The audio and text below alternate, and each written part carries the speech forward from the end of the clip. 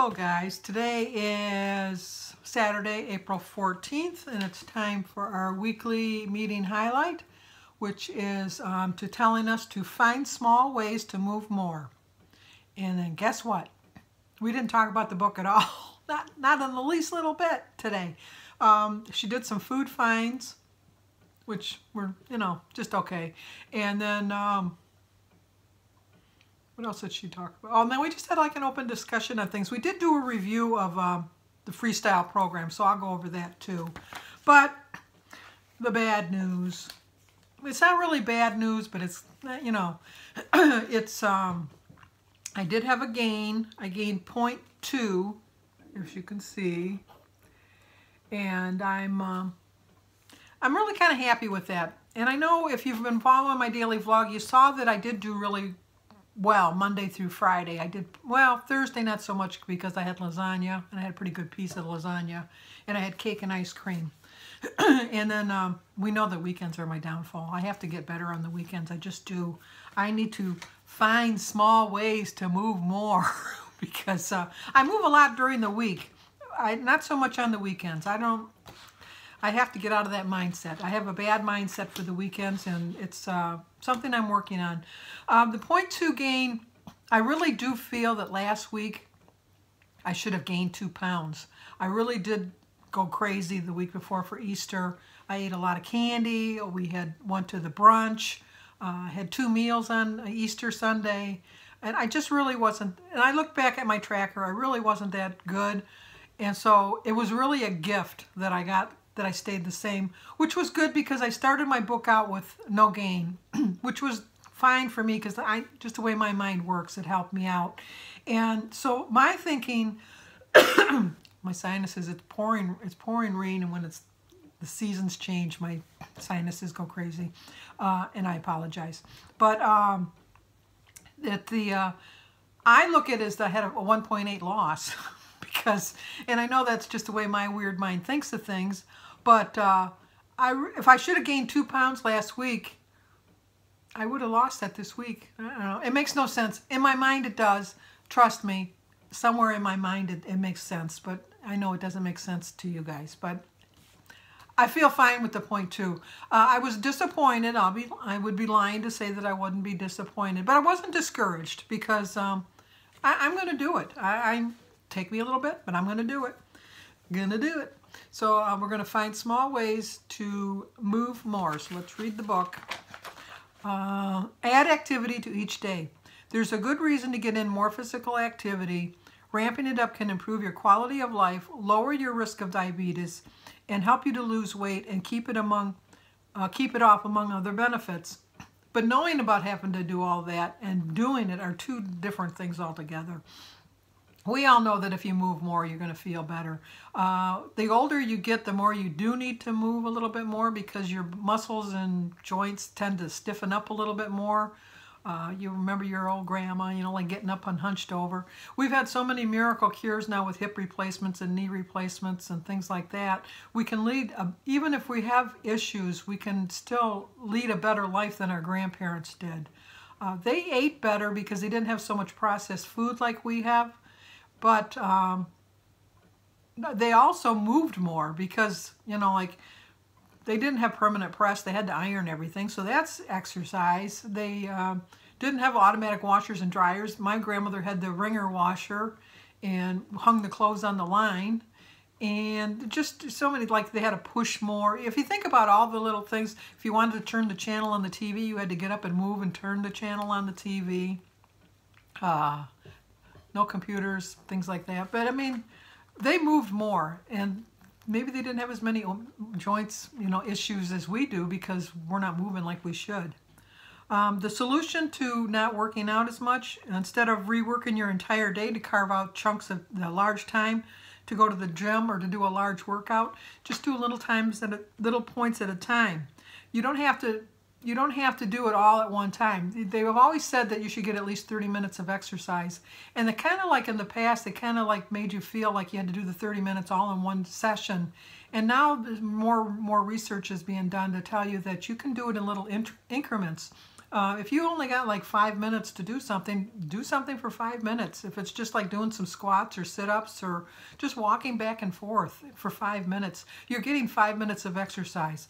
And if you think about it, if you're vacuuming, mopping your floors, cleaning your house, that's exercise. That is work. So as you move throughout the day, give yourself credit for any add-on activity you do. If you normally walk back and forth in the house anyhow, I mean, it's good that you're doing that exercise, but you might want to try to increase it. Maybe hop. I mean, who's going to see you? You're in your own house. Do something a little different.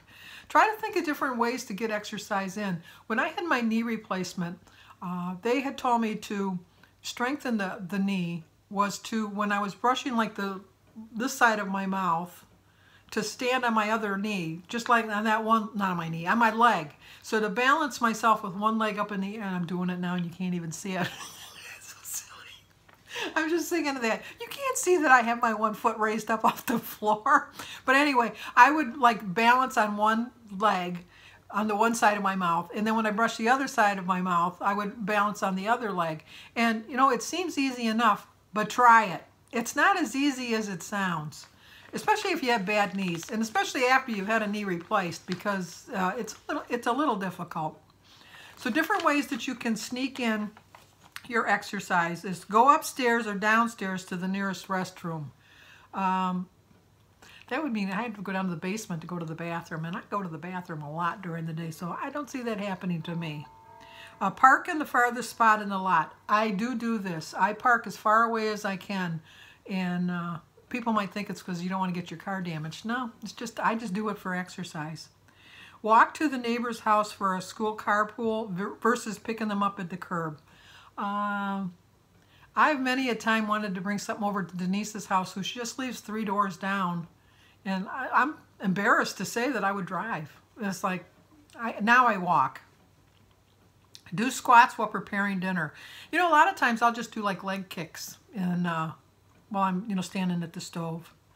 Have a walking meeting with a colleague. When I worked, we used to, at lunchtime, we used to go for a 15-minute walk, and then we'd come back and eat our lunch. Take the stairs instead of the elevator.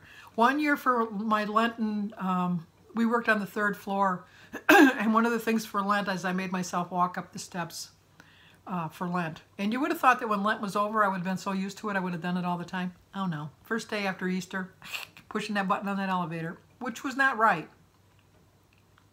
Plant some extra flowers in the garden. I love planting flowers. I do that.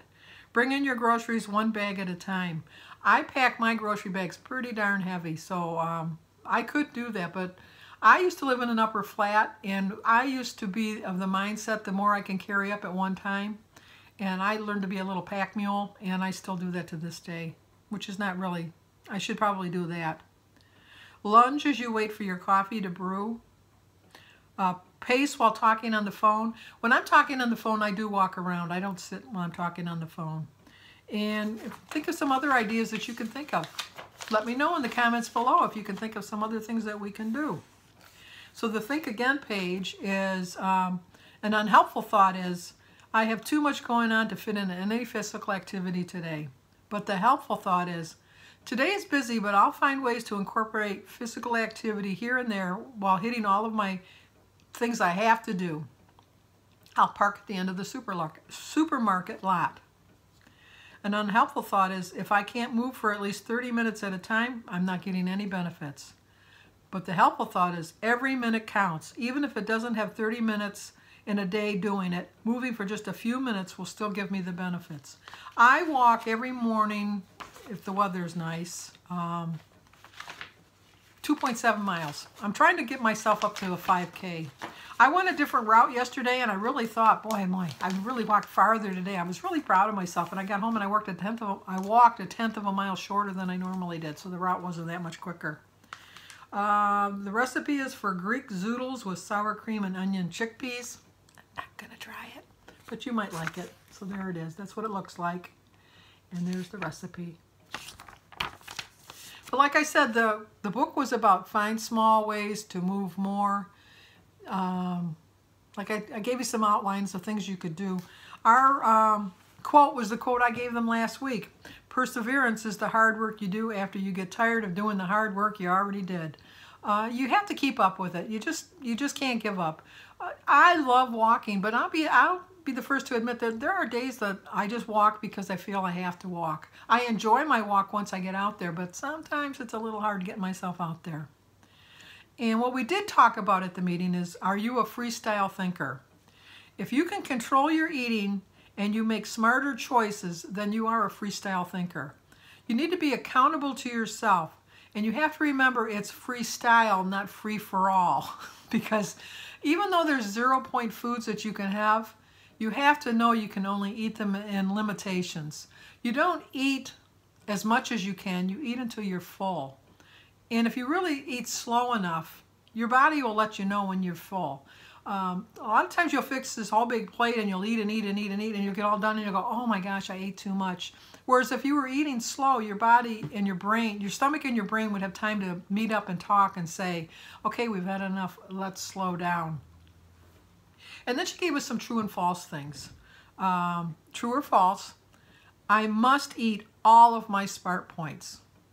And the answer is false. You don't have to eat them all. I'm given 24 points a day, which means I can go 10 under and 5 over. You just have to realize what your body needs. The goal of Weight Watchers is to lose your weight as fast as possible. False. If you put a limitation on how much weight you have to, or not a limitation, but you put a goal weight of so much that you have to lose each week and you don't lose that, you set yourself up for failure. Just know that you're eating healthy, and some weeks you might not have a loss. And if you don't have a loss, just know how much better you feel that week and how much you accomplish by staying on plan. That doesn't mean that you're not going to go off once in a while. Everybody goes off once in a while. But you just got to be limited on how many times you do that. If I don't use my weekly SMART points, I'll lose faster. That's false. Everybody needs to use your weekly points. You don't have to eat them all at one time like I do on the weekends. But, spread them out during the week and it'll benefit you in the long run because you won't deprive yourself as much of things that you think you want to have. Because they base their nutritional facts their SMART points are based on nutritional facts, and they take into consideration how many carbohydrates, how many saturated fats, how much sugar, how much salt is in a particular item that you're going to eat. And that's how they figure your points out. So obviously a protein is going to have way less points than a carbohydrate, or like a cracker or cookies or chips or things like that. Processed foods are definitely going to have a lot of calories and a lot of points. And that's because there's so much fats and additives in it to make it, taste different. I was going to say taste better because, in all actuality, a lot of times, like a potato chip is better than a potato chip is better than like a piece of potato, like a plain old piece of potato. But, you got to take into consideration what you're putting into your body. And is it true or false that Weight Watchers, we focus beyond the scale? And that is true. We don't want to weigh every week and say, oh, like this week I gained 0.2. But my clothes fit a little bit better, and I know that's because of all the walking I've been doing. My body weight is shifting. I'm losing inches, maybe not pounds, but I'm losing inches, and you just have to take that into consideration. And just don't look at the scale all the time. Think of how much you've lost as far as weight, and then think of how much different sizes that you're into, how much better you feel, things like that. Your points change every 10 pounds. So every 10 pounds you lose, you're going to change your points. And if you have the phone app, it's going to show you on that. And your lowest daily points that you'll ever get is 23 points. And how many servings of 0-point foods can you eat before they become points? 0. You can eat as much, no. How many servings of 0-point foods become 0? Wait a minute. You can have as many 0-point foods as you want. That's what I'm trying to say. And then it'll never become points. But you only want to eat till your body is full. You don't want to go crazy. And you never, never, never, never want to give up. Because once you give up, it's done. You're just not going to give up. So hopefully that'll help. And I will see you next week when we go over the book again. So I'll talk to you guys next week.